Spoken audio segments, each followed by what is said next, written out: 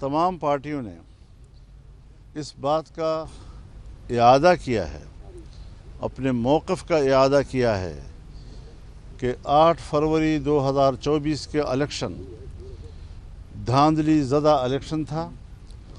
اس کا مینڈیٹ یہ عوام کا مینڈیٹ نہیں، بلکہ اسٹیبلشمنٹ نے اپنی مرضی کا مینڈیٹ مینیج کر کے اپنی مرضی کی حکومتیں بنائی ہیں۔ ان لوگوں کو ملک پر مسلط رہنے کا مزید کوئی حق حاصل نہیں ہے۔ ان کو فوری طور پر مستعفی ہو کر اثر نو انتخابات کا اعلان کر دینا چاہیے۔ دوسری بات یہ ہے کہ الیکشن کمیشن منصفانہ انتخابات دینے میں ناکام رہا ہے، اور اب ان کی آئینی مدت بھی مکمل ہو چکی ہے، اور ہر چند کہ حکومت نے ریٹائرمنٹ کے باوجود ان کو اپنی ذمہ داریاں نبھانے کے لیے موقع فراہم کیا ہے۔ یہ کسی مخصوص سوچ کی نمائندگی ہے۔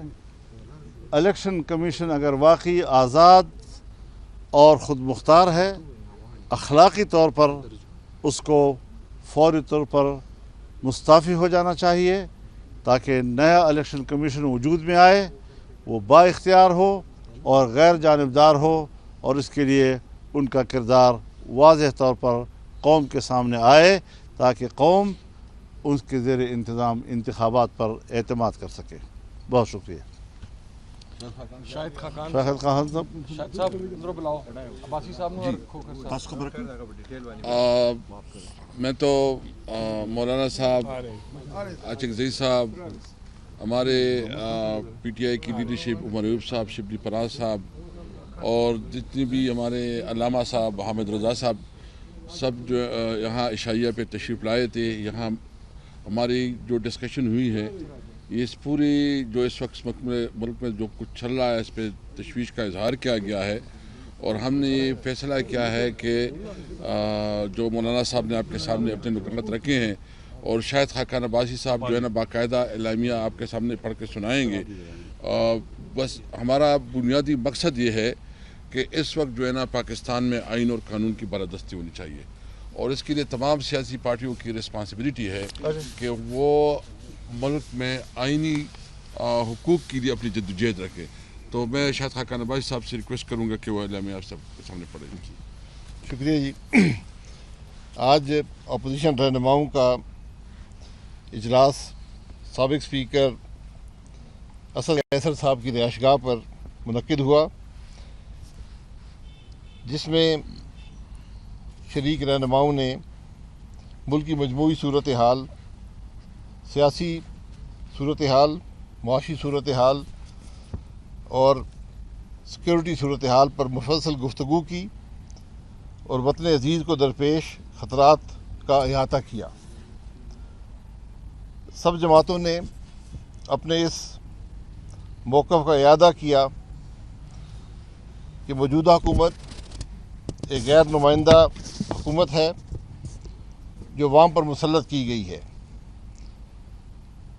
عوامی منگوں کو سامنے رکھتے ہوئے اجلاس نے شامل رہنماؤں نے اس بات پر بھی اتفاق کیا کہ نئے انتخابات ہی ملک کو درپیش مسائل، عدم استحکام، معاشی ابتری اور دہشت گردی جیسے سنگین مسائل سے نکالنے کا واحد راستہ ہے۔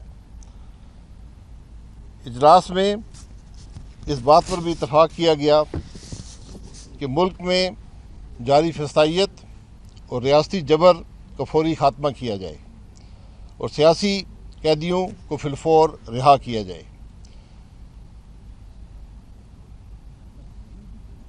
ٹیکہ جیسے کالے قانون کو فی الفور ختم کیا جائے، اور اجلاس میں یہ بھی اتفاق ہوا کہ آئندہ لائحہ سیاسی رہنماؤں میں یہ جو آج پیش رفت ہوئی ہے اس کو بڑھانے کے لیے، اس کو مؤثر بنانے کے لیے اور اس کی عوامی حمایت حاصل کرنے کا یہ سلسلہ انشاءاللہ جاری رہے گا۔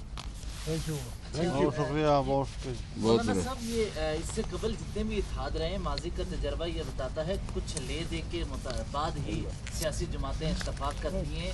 آصف علی زرداری کے ساتھ اور نواز شریف صاحب کے ساتھ آپ اور شاہد خاقان عباسی ملتے بھی رہے اور یہ چیزیں ہوتی رہیں۔ یہ اتفاق و اتحاد سیاسی جماعتوں کا کن کن شرائط پر ہوگا؟ کس طرح آپ اکٹھے رہیں گے آگے اگر چیزیں بڑھتی ہیں؟ یہ تو شاہد خاقان عباسی صاحب نے کہہ دیا کہ ان مقاصد کو حاصل کرنے کے لیے مشاورت کا عمل جاری رہے گا، اور انشاءاللہ اس حوالے سے شاہد خاقان عباسی صاحب ہی سے ہم درخواست کریں گے کہ وہ مختلف پارٹیوں کے اراکین کو اپنے ساتھ ملا کر آئندہ کے لائحہ عمل کے لیے کام کریں۔ مولانا صاحب، پچھلے دنوں پی ٹی آئی کے دوست جو تھے وہ گئے تھے شاہد خاقان عباسی صاحب کے پاس، اسی طرح پریس کانفرنس ہوئی تھی، تو وہاں پہ ان کی تجویز یہ تھی کہ تمام وہ طبقات جیسے وکلا ہیں، وکلا ایکشن کمیٹی ہے، میڈیا ہے، کہ سب کو ملا کے ایک آل پارٹیز کانفرنس یا کوئی بڑے اس طرح کا کیا جائے کہ جس میں یہ سارے ایشوز آ جائیں، اس کے لیے ڈیٹ یا کوئی اس طرح کی چیز ہوئی ہے؟ شرمیل صاحب، میں گزارش کروں، تمام دوست کھڑے ہیں یہاں، جتنی بات ہم نے آپ سے کہہ دی ہے، آپ جتنی بھی سوالات کریں گے ہم ایک ہی جواب دیتے رہیں گے۔ میرا خیال ہے بہت بہت شکریہ آپ کا۔